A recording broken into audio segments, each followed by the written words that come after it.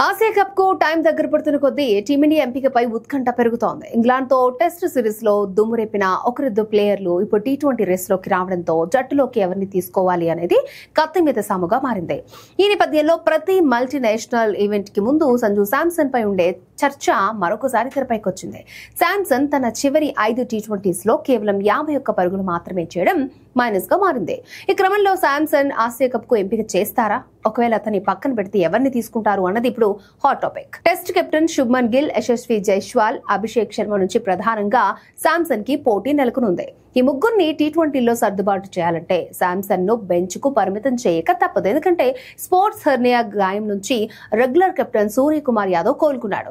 Centre of excellence లో batting practice కూడా start చేశాడు. కాబట్టి అతన్ని కెప్టెన్ గా కొనసాగించి గిల్ ని వైస్ కెప్టెన్ గా ఎంపిక చేయాలని సెలెక్టర్లు భావిస్తున్నారు.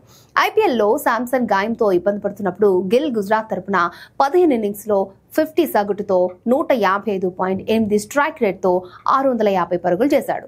అలాగే ఓపెనర్లుగా అభిషేక్ శర్మ, యశస్వి జైస్వాల్ ట్రాక్ రికార్డ్ కూడా బాగుంది. కాబట్టి ఇప్పుడున్న పరిస్థితుల్లో వీళ్ళను పక్కన పెట్టడం దాదాపు అసాధ్యం.